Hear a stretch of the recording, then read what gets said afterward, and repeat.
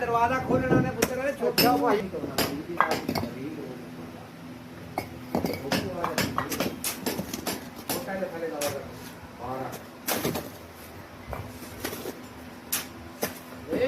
गईया रांडिया